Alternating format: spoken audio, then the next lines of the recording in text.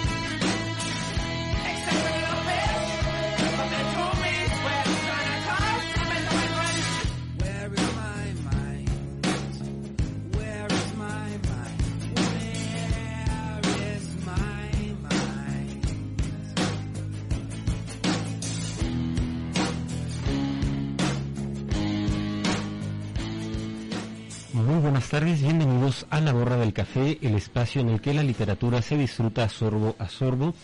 Al frente de este micrófono les saluda con mucho gusto Silvestre Canil y como siempre muy grato estar en este espacio pues dedicado a la literatura.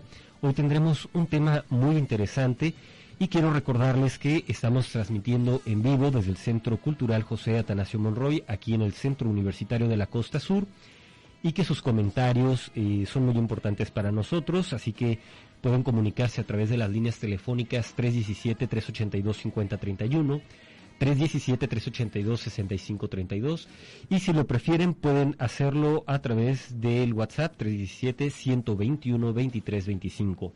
Nuestras redes sociales en Facebook Radio Universidad Autlán 102.3 FM.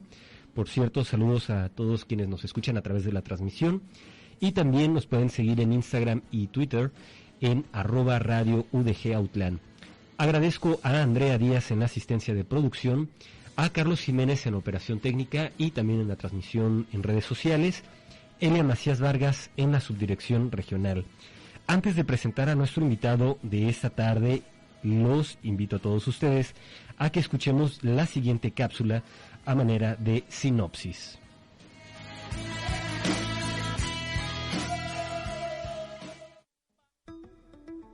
Granos de lectura, granos de historia, granos de actualidad. La mezcla perfecta. Café del día.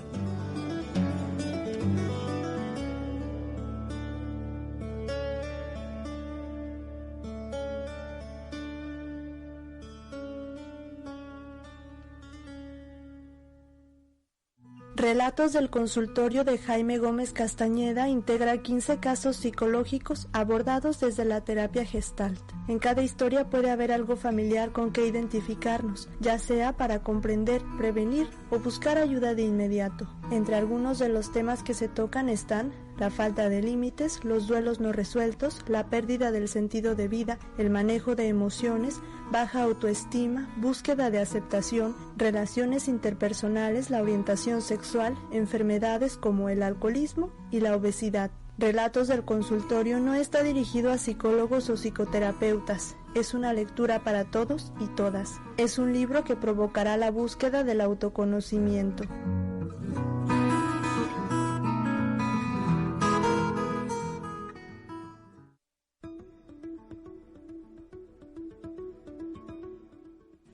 Pues bien, ese es un programa dedicado, como decíamos, a la literatura, a los libros, que, bueno, es un mundo vasto, y hemos hablado de diferentes autores y también de múltiples obras, y en ocasiones tenemos la ocasión de conversar con los propios autores del libro, del tema que abordamos, y hoy también es el caso. Nos acompaña aquí en cabina el maestro Jaime Gómez Castañeda, a quien le damos la más cordial bienvenida. Muchas gracias, Silvestre. Gracias por acompañarnos para hablar esta tarde del que es su segunda publicación, ¿verdad? Sí. Relatos del consultorio. Un tema muy interesante porque pues vamos a hablar de la psique, de la mente humana, que es algo que genera intriga, algo que también ha hecho que corra mucha tinta, ¿no? Al respecto.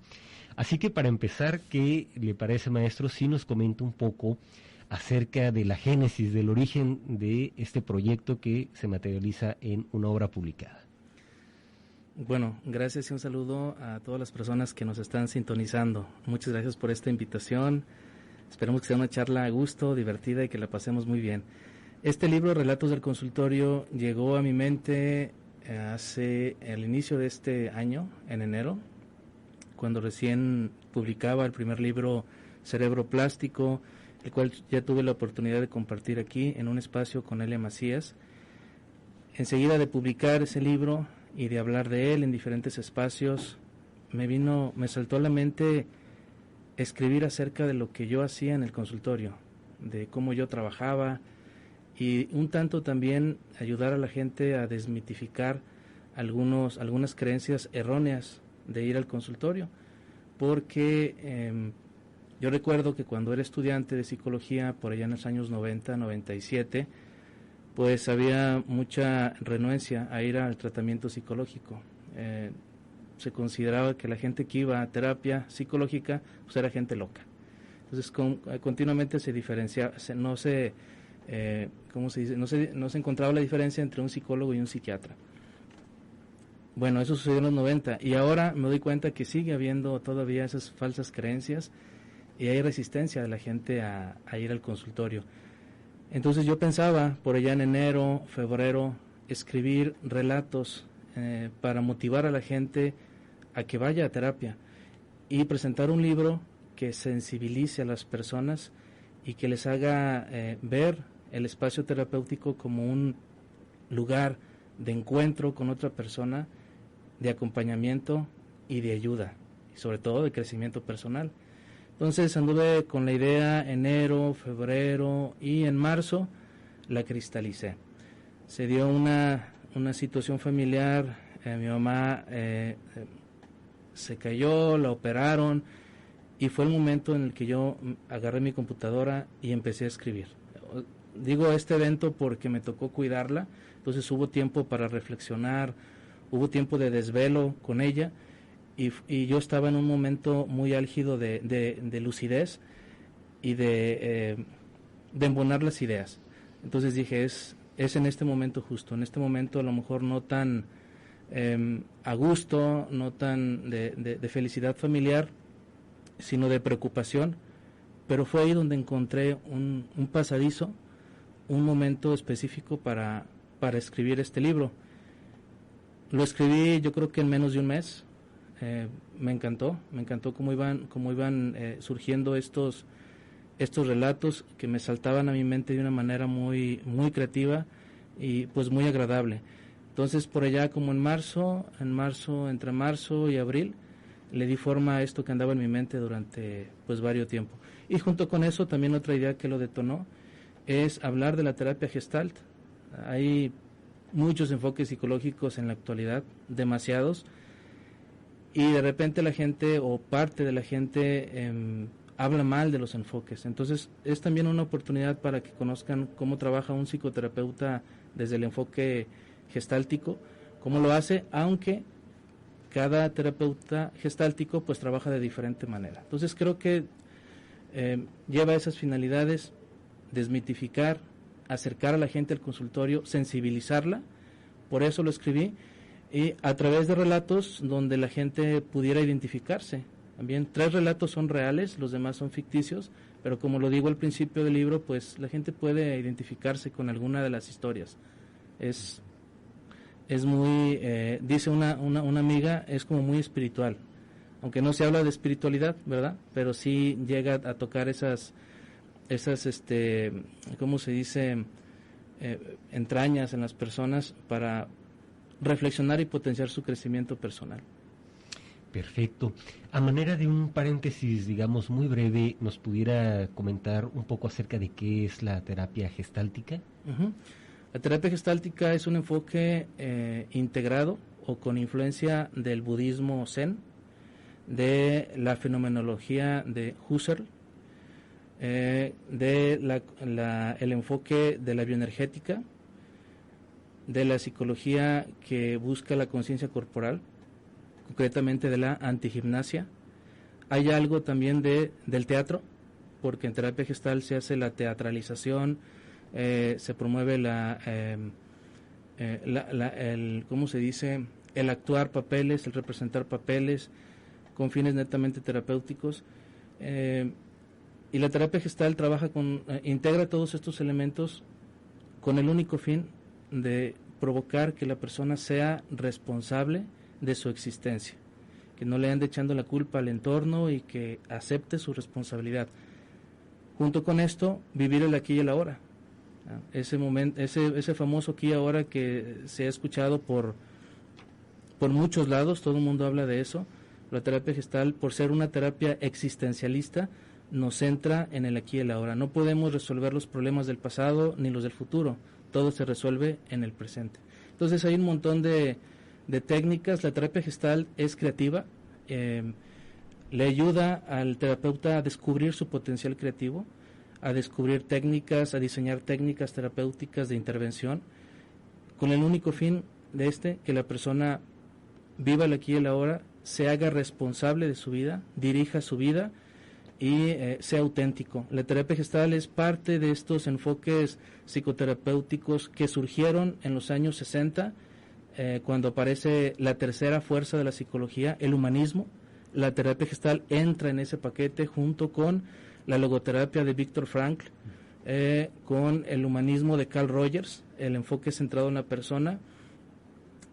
Más adelantito, las inteligencias múltiples de Howard Gardner, aunque no es un enfoque terapéutico concreto, pero es parte de este boom del desarrollo humano, de los grupos de encuentro de Carl Rogers y de otros más que seguramente me iré acordando, pero es en ese paquete. Yo considero que la terapia gestalt está en esta parte, llega en ese siglo, en el siglo XX, porque se dan muchas cosas en el mundo. Sí. Termina la Segunda Guerra Mundial, hay un cambio social importante a nivel político, económico, social en el mundo, se caen los principales regímenes totalitarios, fascistas, y es como un reinicio del mundo. Y junto con ese reinicio aparecen diferentes formas de ayudarle a las personas a encontrarse a sí mismos. Empieza con mayor influencia el budismo zen, las filosofías orientales, muchos enfoques terapéuticos las abrazan, muchos terapeutas se van al Tíbet, se van a regiones orientales para saber qué es eso de la meditación, qué es eso del budismo, qué es eso de las corrientes alternativas, y luego las incluyen a los enfoques terapéuticos. Por eso en terapias, los enfoques terapéuticos americanos o de este continente tienen mucha influencia de esa parte de la filosofía oriental. Entonces, en resumidas cuentas, sin alargarme más, la terapia gestal es eso. Nos dicen que más que encontrar una definición de qué es la terapia gestal, la terapia gestal te ayuda a vivir gestálticamente. La terapia gestal es una forma de vivir, ¿sí? Más responsable y más auténtica. Luego, si analizamos la terapia gestal un poquito más, nos vamos a dar cuenta que tiene influencia o que ¿cómo se dice? Tiene identidad o hay muchos conceptos que comparte con otros enfoques alrededor, pero tiene su propia mística, su propia forma de trabajar, a grandes rasgos. Perfecto. Consideré oportuno preguntar, y qué bueno que nos ha dado esta explicación, porque precisamente el libro pues son abordajes, ¿no?, desde este proceso, esta técnica de la terapia gestalt, y bueno, en el caso de que no conociéramos a qué se refiere, pues tenerlo presente, sí, para abordar estos relatos. Y pues bien, en este programa hemos hablado, por ejemplo, de poesía, desde luego narrativa, ficción, y en este caso, y como escuchamos en la sinopsis, no es un libro que esté dirigido a especialistas de la salud mental, sino que lo podemos leer todos, podemos sentirnos identificados, y además hay relatos que son creación literaria, que es una narrativa, y bueno, en ese momento tenemos que hacer nuestra primer pausa, pero al regresar me gustaría que comenzáramos a platicar acerca de los relatos que encontramos en este libro. Con mucho gusto. Continuamos.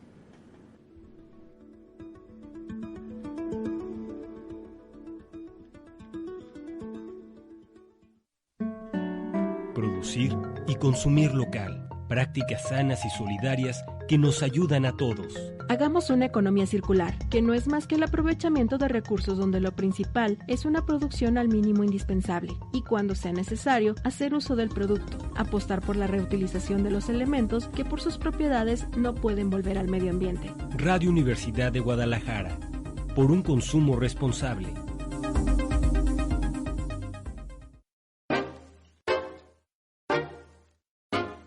No hagas a otro lo que no desees para ti. Respeta y serás respetado. A los niños y niñas les enseñamos a mirar antes de cruzar. ¿Por qué no seguimos su ejemplo? Si eres peatón, cruza siempre por el área pintada en el asfalto para el cruce peatonal, con el semáforo en verde y mirando, sobre todo si hay también esperando niños o personas mayores.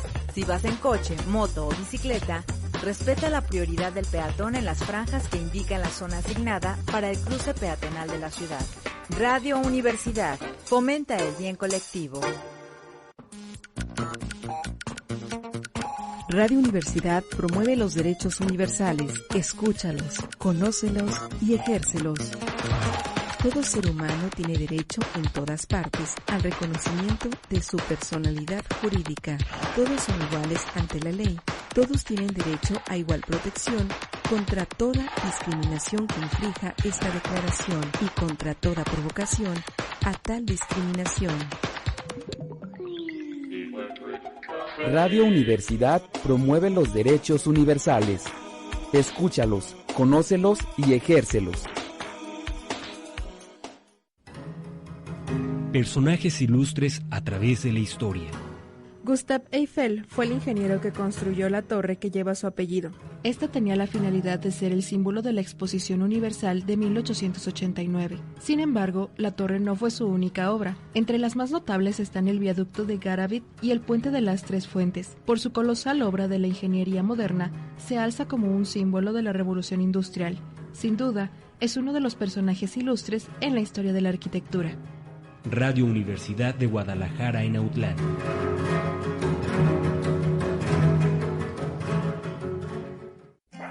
Cuida de tus mascotas. Antes de adquirir una mascota debemos estar informados sobre los cuidados que necesitará. Recuerda que tiene que adaptarse a tu estilo de vida y tú serás el encargado de llevarlo a la vida.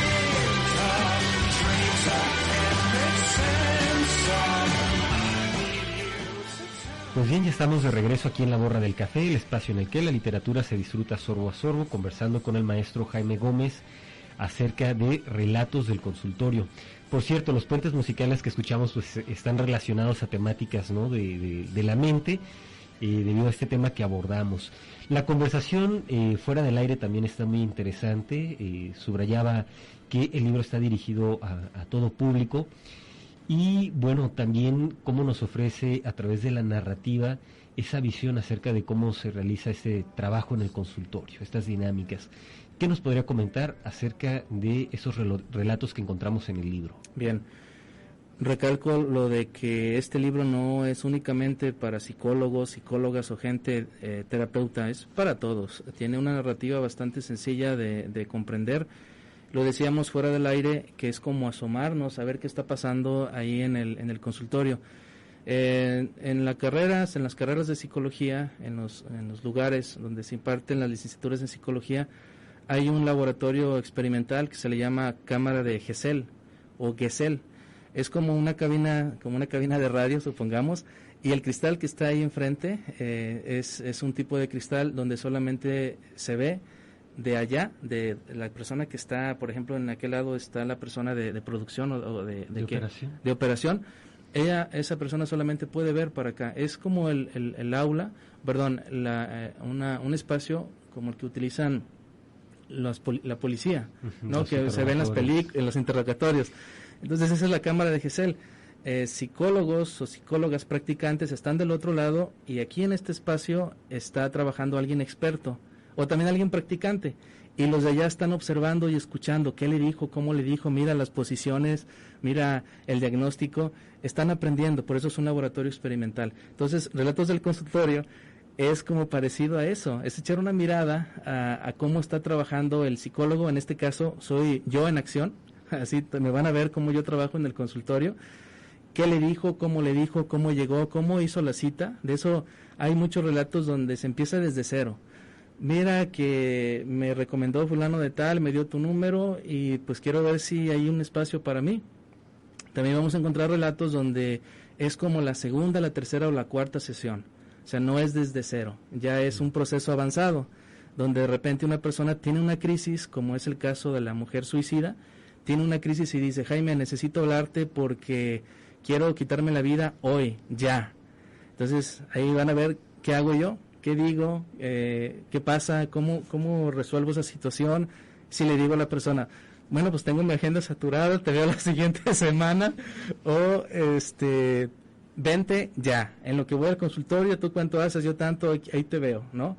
Ahí van a ver, es una miradita a lo que pasa en el consultorio, es fisgonear, pero con esas finalidades que comentábamos hace ratito, sensibilizar a las personas de que den ese paso. Muchas de las veces las personas vamos a terapia psicológica porque ya nos llegó el agua al cuello. Tengo un paciente que me dice que tiene ansiedad, tiene angustia, tiene un montón de situaciones acumuladas, pero que no se trató antes. Entonces ya está a punto de recibir tratamiento psiquiátrico, cuando se pueden prevenir muchas situaciones de estas, ¿verdad?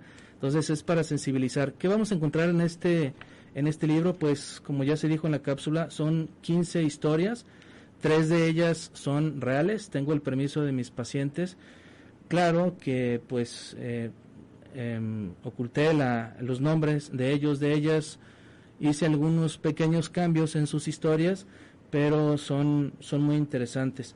Vamos a encontrar temas diversos, también como se dijo en la cápsula introductoria, temas relacionados con los límites, cuándo decir sí, cuándo decir no. A las personas nos cuesta muchísimo trabajo, a la mayoría, poner límites a otras personas, ¿verdad? Y cómo a veces las gentes nos metemos en problemas por no decir un no a tiempo.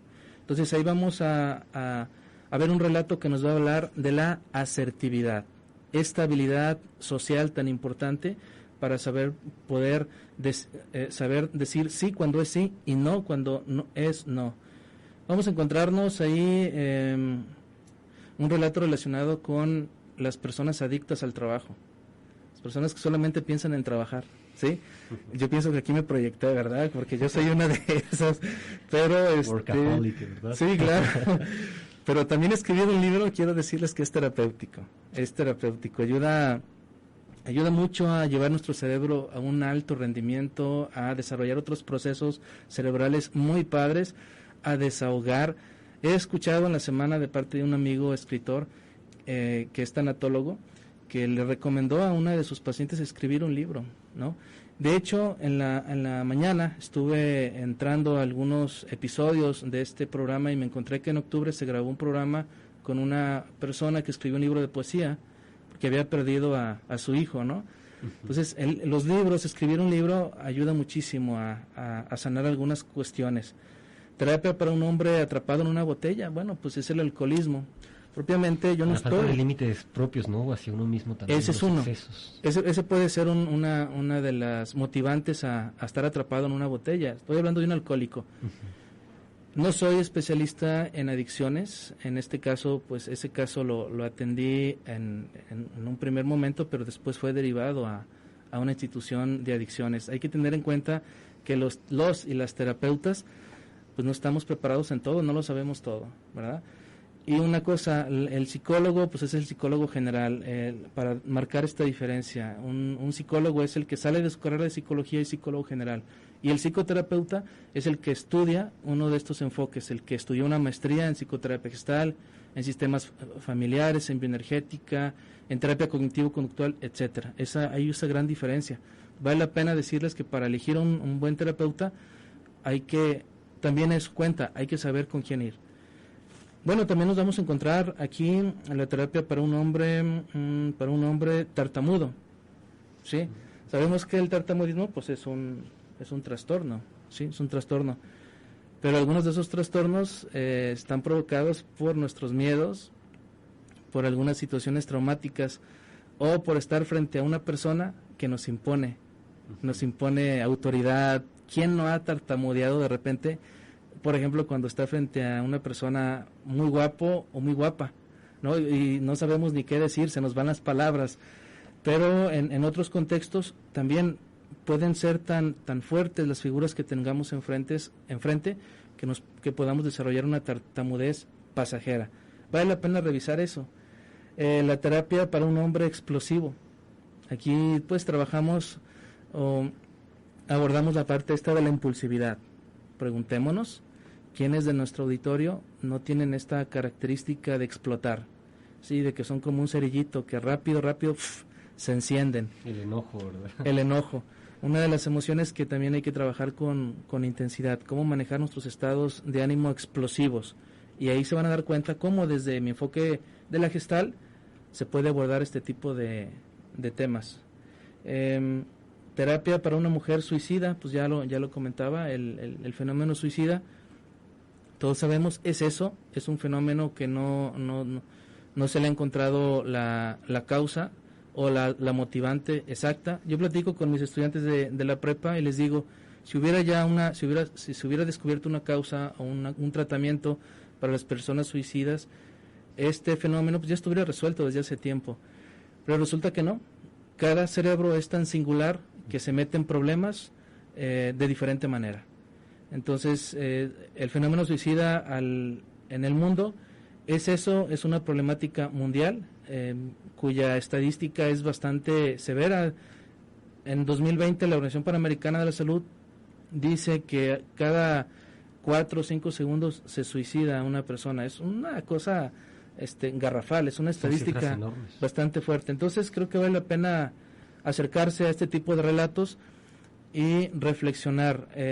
Una persona me decía, cuando yo estuve leyendo el libro, me imaginé que estaba contigo trabajando, y algunos temas, aunque yo no los he vivido, algunos temas me hicieron identificarme, y yo también los trabajé más o menos como tú decías ahí en el libro, y de alguna manera me relajé. Entonces creo que la lectura, aunque no es un libro que se le puede catalogar como de autoayuda, creo que la lectura también es terapéutica, ¿no?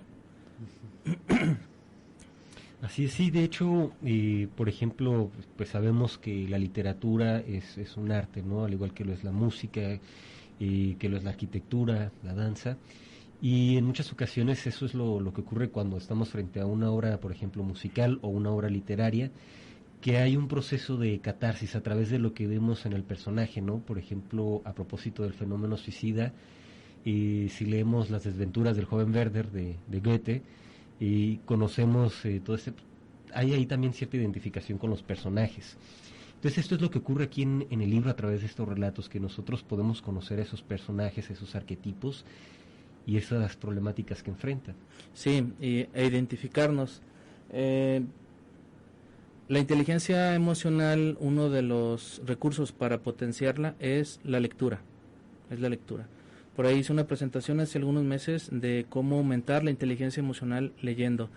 Hay gente que habla de la biblioterapia, lectura, de que los libros son terapéuticos, de los que los libros nos ayudan a sanar, a recuperarnos. Vamos, científicamente todavía no está comprobado, pero sí sabemos que los libros, que las letras mueven nuestra existencia. Son para facilitar momentos catárticos, para animarnos a decir las cosas. Y en algún momento yo platicaba con alguien de Colombia que los libros tienen tal poder que a veces transforman a las personas. Hay gente que dice, a mí este libro me ayudó, me transformó, me cambió, no sé cuánta cosa. Los libros mueven la existencia de las personas porque la gente se identifica con ciertos personajes y logra hacer algunos cambios internos. Hay gente que que con una frase que le digan desestructura toda una morfología de creencias y lo hace cambiar a las personas. Las creencias tienen un poder increíble en el actuar de las personas. Todos nos movemos por creencias, si no estuviéramos en este lugar, así de sencillo. Nos movemos por la creencia del dinero, del trabajo, del reconocimiento, de lo que sea. Igual sucede con lo que encontramos en los libros, ¿verdad? Entonces es una invitación, creo que amable, a que la gente se deje tocar por lo que está en estos relatos y encuentre su humanidad. Hace unos días dediqué este libro a una persona y le puse: la vida se puede versar de millones de formas. Es cierto, partiendo de la idea de que cada cerebro posee una singularidad extraordinaria, todos versamos la vida, todos leemos la vida, todos vivimos la vida desde diferente interpretación, ¿verdad? Entonces, tú te encuentras 15 cosas aquí, 15 historias, 15 formas de versar la vida, de vivir la vida, y estoy casi completamente seguro que te vas a encontrar ahí, de alguna manera, de alguna forma. A lo mejor te identificas conmigo, a lo mejor te identificas con el personaje de ahí. Y después de que pasa este proceso de identificación, surge algo que es muy importante para nuestro cerebro, y que nuestro cerebro lo reclama. ¿Qué vas a hacer con eso? No es que para el cerebro no hay cierres momentáneos. Hay reflexiones que te invitan a seguirle, para que luego se cierren las reflexiones que tú has creado en tu mente. Sí, los libros expanden horizontes, visiones del mundo, y pues creo que es algo muy importante en nuestras vidas, ¿no? Tenemos que hacer nuestra segunda pausa, pero antes, comentar que ha traído un obsequio, ¿verdad?, que es un ejemplar del libro, y se los comentamos a todos ustedes. Escríbanos en la transmisión de vivo de Facebook, envíenos un WhatsApp o llámenos para participar por el ejemplar que nos regala el maestro esta tarde. Vamos a hacer nuestra pausa y regresamos.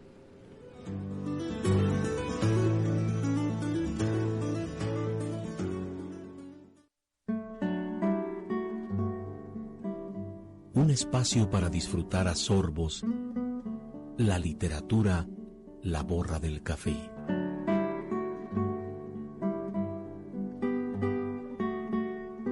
Continuamos. Transmite XHANU 102.3 FM, Radio Universidad de Guadalajara en Autlán de la Grana, con 3.000 watts de potencia, desde Avenida Independencia Nacional 151, Colonia Centro, Autlán de Navarro, Jalisco, México, en internet a través de www.radio.udg.mx. Radio Universidad de Guadalajara en Autlán de la Grana. Contigo. Contigo. Contigo. Contigo. Contigo. Imágenes en el fondo de la taza que se mueven al ritmo de la lectura. Regresamos.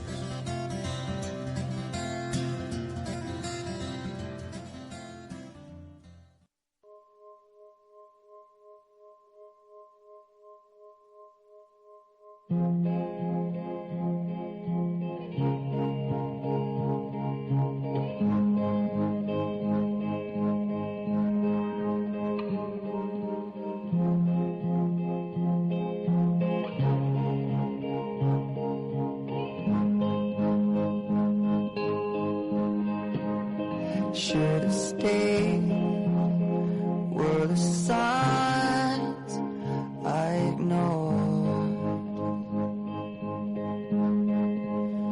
Can I help you not to hurt anymore?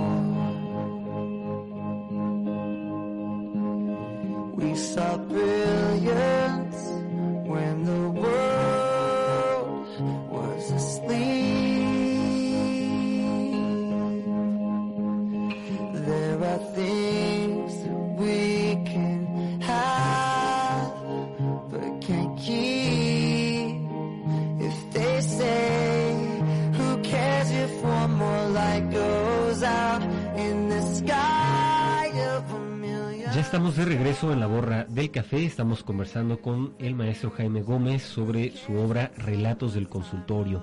Recordarles nuevamente, lo decíamos antes de hacer la pausa, que nos ha traído como obsequio un ejemplar. Pueden participar ustedes por él escribiéndonos aquí en la transmisión de Facebook o enviándonos un WhatsApp 317-121-2325 o llamando a nuestros teléfonos. Estamos también aquí atentos a sus comentarios. Por cierto, tenemos uno aquí en la transmisión de Facebook.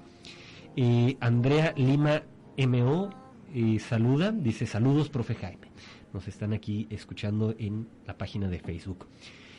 Pues bien, ya tenemos esta, digamos, panorámica acerca de las temáticas que se abordan, ¿no? Uh-huh. Y estas vivencias de los personajes en estas facetas.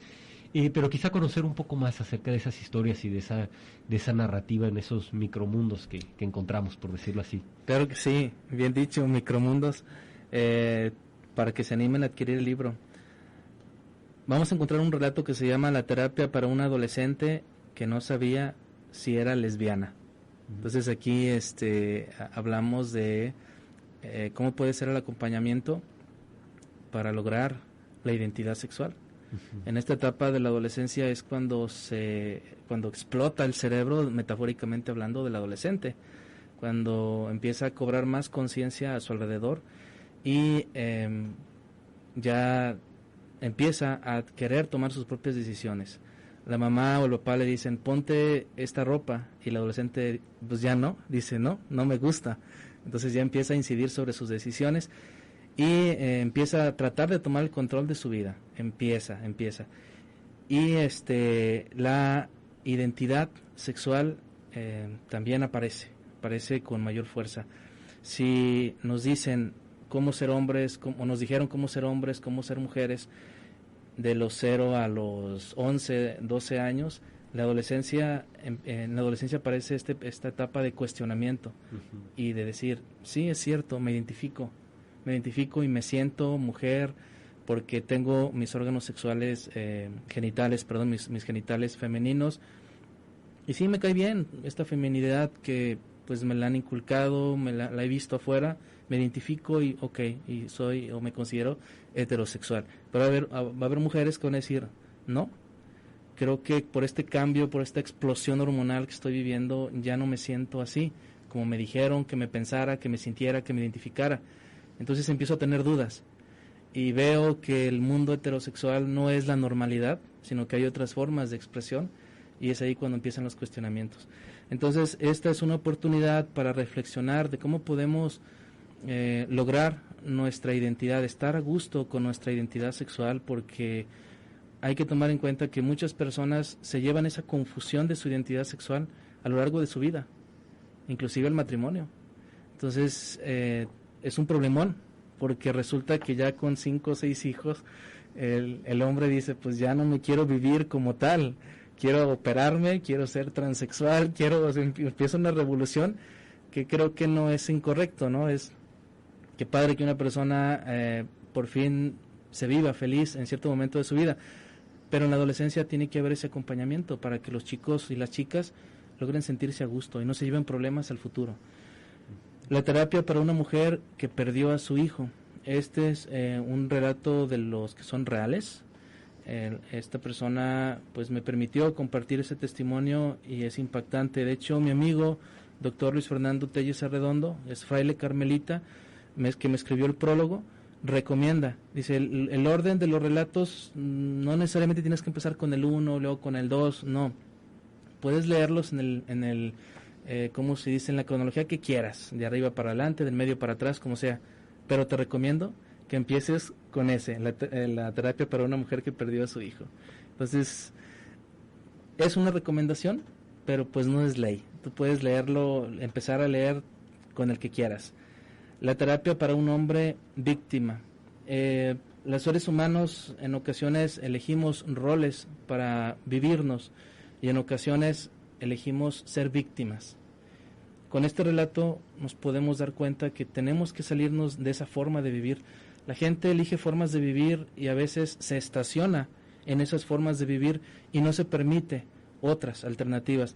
En terapia gestal decimos que las personas, que hay polaridades, el triste, el enojado, el malo, el bueno. La gente podemos vivir en diferentes categorías, pero hay personas que eligen una sola forma de vivir, una sola categoría, y se pierden de la riqueza de su ser, de cuántas formas. Entonces, aquí vamos a ver cómo le digo a una persona que experimente vivirse en otra forma de ser, que lo ensaye, que lo practique y que descubra algo de él en esa forma. Entonces hay que dejar de ser víctimas y ser responsables. En el 10 vamos a encontrar la terapia para un hombre que intentaba amar, pero al revés. Yo te pregunto, ¿qué comprendes de esto? Amar al revés, ¿no? Pues ¿qué será? Me iría por los antónimos, en el cual pues su forma de expresar amor en realidad es todo lo contrario, es una forma pues enfermiza, ¿no? Que no es algo saludable y que no es realmente pues amor.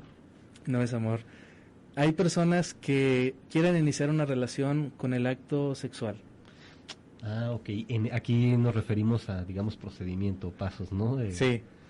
En una ocasión yo le decía a un paciente, a ver, más o menos dime cuál es el proceso de una pareja. Y ya bueno, pues nos conocemos, nos enamoramos, nos queremos mucho, hay más confianza, nos tocamos, nos abrazamos y bueno, nos entregamos. ¿Ok? ¿Cómo sería al revés? No, pues primero nos acostamos y luego todo al revés. Y bueno, ¿cómo te llamas?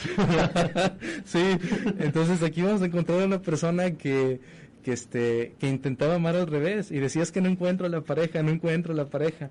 Y yo le digo, es que estás amando al revés. Estás empezando por lo final, distorsionado, y no es lo correcto. Aunque sabemos que no hay reglas en esto de lo que llamamos amor, en esta neurosis compartida que se dice en Gestalt que es el amor, es una neurosis compartida, no existen rutas, no existen manuales. Alguien dice no hay edad para el amor, también hay personas que se atreven a decir eso, no hay edad, no hay momentos, no hay nada está dicho, pero sí es curioso que alguien trate de encontrar al amor de su vida o su pareja, empezando primero por el acto sexual, ¿verdad? O sea, esa búsqueda frenética por ese lado es curiosa. En este caso descubrimos que estaba buscando el amor al revés y al final el paciente pues se da cuenta que por ahí no va. Entonces ahí también se habla de la sexualidad y cómo nuestra sexualidad también puede estar deformada a través de una cultura patriarcal que le dice que el hombre es el que tiene más libertad sexual, que el hombre es el que... Este libro toca varios temas culturales muy interesantes y uno de ellos es el sexual. Ya hablábamos de la chica adolescente que tenía confusión con el lesbianismo. Aquí tenemos otro, ¿verdad? Como a veces la sexualidad mal expresada o incorrectamente expresada nos puede traer problemas. 11, la terapia para una ancianita que perdió a su esposo. Igual, bueno, parecido a la mujer que perdió a su hijo pequeño, en este también se trata un tanto el proceso del duelo. Uh-huh. ¿Qué pasa cuando una ancianita de 85 o 90 años pierde a su viejito? Nos podríamos preguntar, ¿la ancianita va a caer en depresión? ¿Caería en depresión? ¿La ancianita muere de tristeza? O diría Abraham Maslow en su famosa pirámide de las necesidades humanas, ¿no? Publicada en los 80, de hecho se dice, hablando del humanismo, se dice que Abraham Maslow es el padre del humanismo, está escrito en muchos libros. Yo difiero de eso, pero bueno, él escribió muchos libros, pero este libro de las necesidades humanas es un acierto gigantesco. Los seres humanos nos movemos a través de la satisfacción de necesidades. Y en esta pirámide que él pone para decir que tenemos que satisfacer las necesidades básicas, dormir, alimentarse, la homeostasis, de hecho también el sexo, el ser humano conforme va creciendo, va desarrollándose, se vuelve todavía mucho más complejo. Entonces surgen necesidades más complejas, la necesidad de pertenecer a alguien, de ser parte de algo, la necesidad de autorrealización, la necesidad de éxito, son necesidades complejísimas, complejísimas, no las entendemos completamente. Y en el último peldaño de esta pirámide está la necesidad de la autorrealización, que se da cuando ya tenemos 65, 70 años. Si lo reflexionamos, es como la salida del trabajo, es como la jubilación. Ya me siento autorrealizado. Por fin descubrí la teoría de la relatividad. Albert Einstein, a sus tantos años, en esa cúspide de inteligencia, descubre la teoría de la relatividad, y la va trabajando durante años, pero al final lo logra. Entonces, Una característica de estas personas que llegan a la autorrealización para estas personas ancianas, es la aceptación de hechos.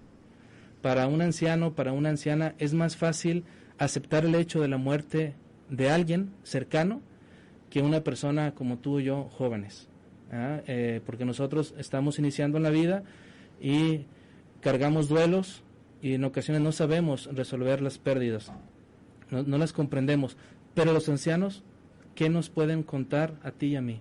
Nos pueden contar 1000 historias, han pasado por muchos duelos.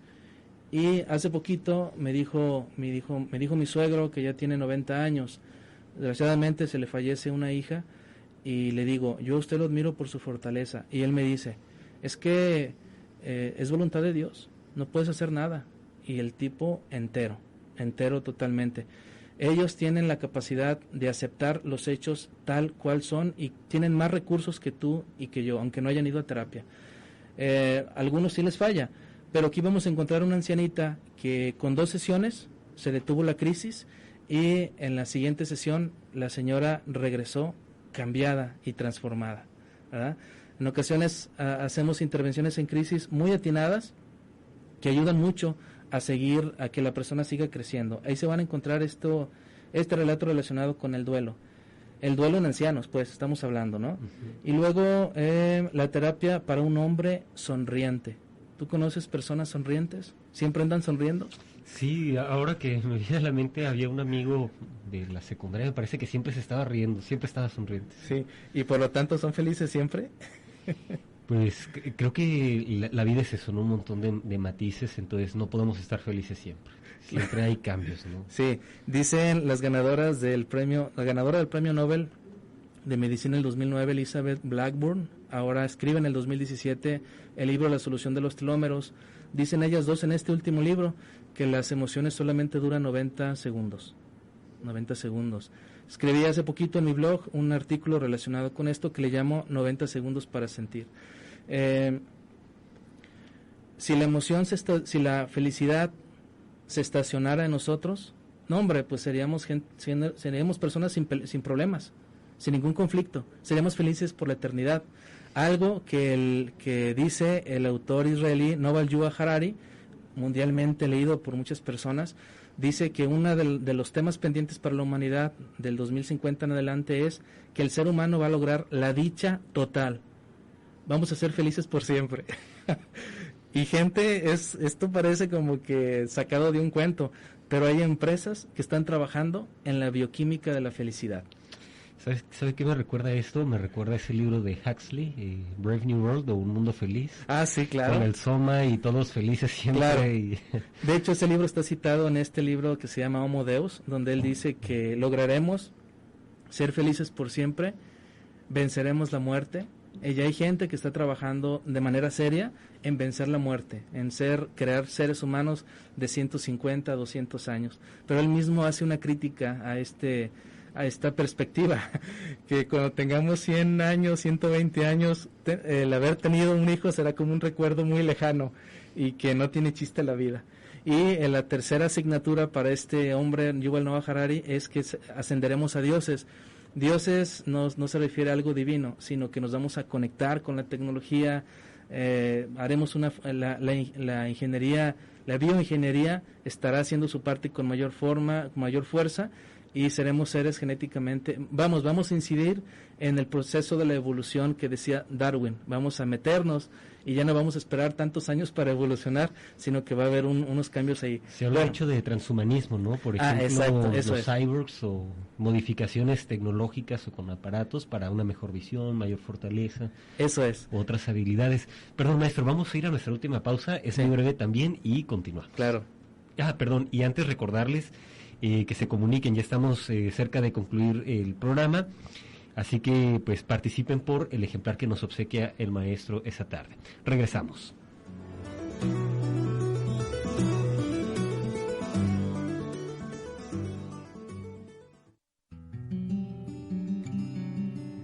Deleítate con el aroma y el sabor de una buena taza de literatura, La Borra del Café.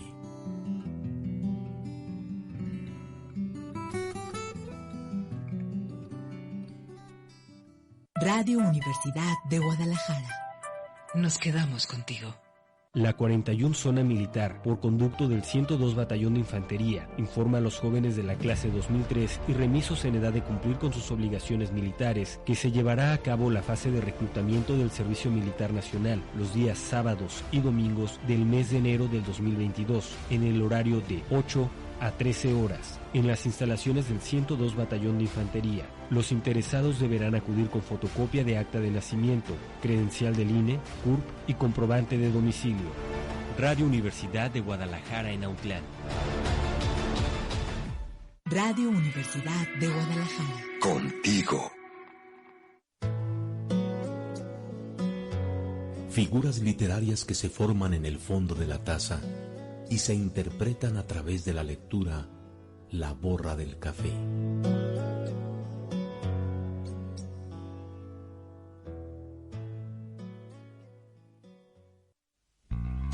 Cobaya mental, a quien todo el mundo daba por muerto, incluso tú. Al resucitar, se dio cuenta que salía del parking de un hospital. Su madre conducía con sonrisa Prozac, el hermano andaba inquieto en el asiento de atrás. Hiperactividad.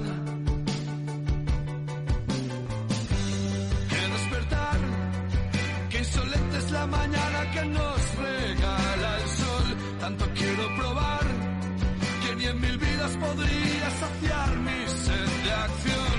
Y justo aquel instante un recuerdo volvió, aquella nebulosa de la noche anterior, con su brindis fatal.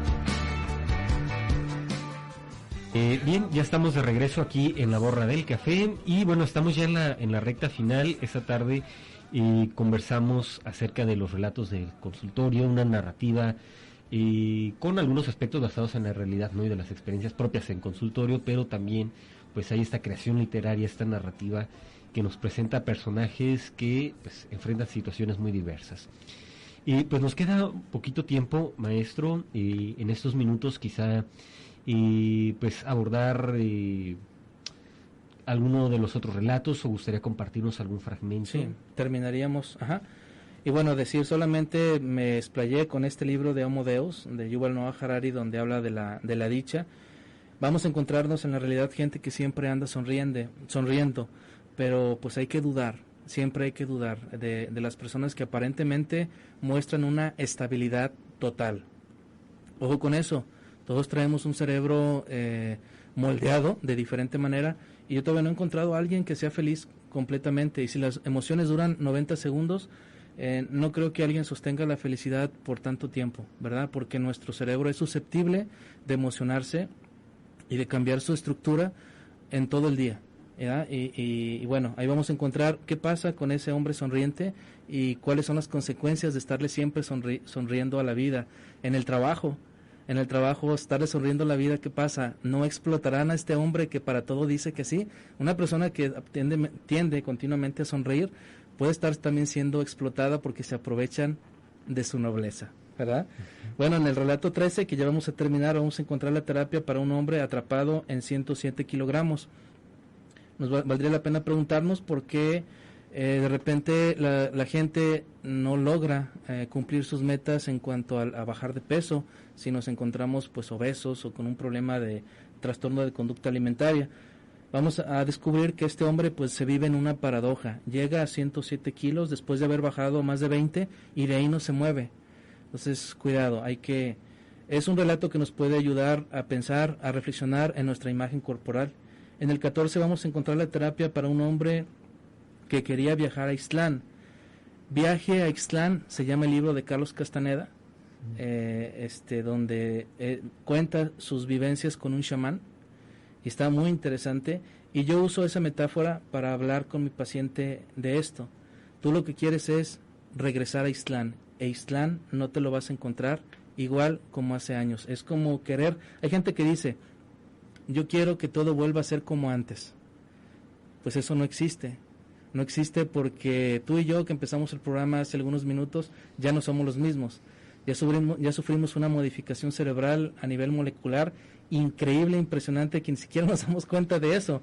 Ya tuvimos muchos inputs a través de entradas a través de nuestros sentidos, y ya no somos los mismos. Nuestro cerebro ya se configuró en esta pequeña charla.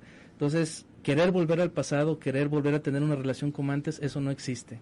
Existe reorganizar nuestros vínculos amorosos, nuestras relaciones interpersonales y mejorar, siempre mejorar. Y en el 15 tenemos la terapia para una mujer que no soportaba, una mujer que no soportaba la risa de Bob Esponja. ¿Sí? En alguna ocasión sí me encontré con un personaje así, es que yo no soporto cómo se ríe Bob Esponja. Y una persona que me entrevistó sobre este libro también decía, es que a mí me encanta, me fascina Bob Esponja. Pues lee el relato. En este caso te vas a encontrar con una persona pues que no le cae bien cómo se ríe Bob Esponja. Entonces, hay algo de nosotros, en psicoterapia le llamamos proyección. Hay algo en los programas de televisión que escuchamos, que leemos de repente que no nos gusta. Y dicen, hay otro dicho que es un cliché ya en psicoterapia, lo que te choca, te checa. No siempre es así. Yo hago en todos los relatos hay una pequeña nota terapéutica, en todos, donde digo, el trabajo de esta persona, el futuro trabajo de esta persona va a ser trabajar o echarle muchas ganas en esto y en esto otro. Entonces, en la nota que pongo del que no le caía bien la risa de Bob Esponja, digo, no todo es proyección, no todo lo que vemos en tele tiene que ver conmigo. O sea, si no vamos a psicotizarnos, vamos a decir, ay, es que tengo algo relacionado con Bob Esponja y lo tengo que trabajar en terapia. No siempre, la proyección no siempre es eterna, no siempre es una ley. Hay experiencias que hacen que ya nos moleste alguna cosa en particular, ¿no? De cierto alimento, cierto tono de voz, porque inconscientemente lo asociamos a alguna experiencia negativa. Pudiera ser. Maestro, nos quedan pues prácticamente 1 minuto 10 segundos, tenemos casi que despedir. Pues bien, a través de estos relatos y la narrativa conoceremos a personajes muy diversos, variopintos, y sin duda empatizaremos con algunos de ellos a partir de nuestras experiencias. Bien, tenemos algunos comentarios aquí en Facebook, por ello estaba yo viendo el celular. Connie Franco envía saludos. Cato Castañeda comenta esperando con ansias todos los que están a las puertas de próximas publicaciones, y también comenta poco a poco todos sabrán de sus grandes obras. Pues un lector asiduo según puedo notar. Claro. Y bueno, pues a quienes nos comentaron en Facebook, Carlos, ¿tenemos mensajes de WhatsApp? No, bien, entonces las participaciones que tuvimos han sido todas aquí en Facebook, y pues felicitamos a Cato, quien es quien se llevará el obsequio que nos han traído esta tarde del ejemplar. Qué bien, sí lo conozco al Cato. Muy bien. Pues bueno, llega el momento de despedirnos. Muchas gracias por acompañarnos esta tarde en La Borra del Café. Un honor, muchísimas gracias. Ojalá y podamos regresar a seguir conversando, está muy padre. Claro que sí, y muchas gracias a todos por sintonizarnos. Hasta la próxima, muy buenas tardes.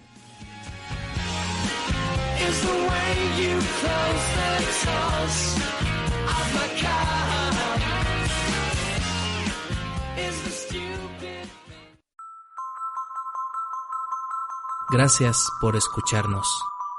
Hasta la próxima, nota del autor.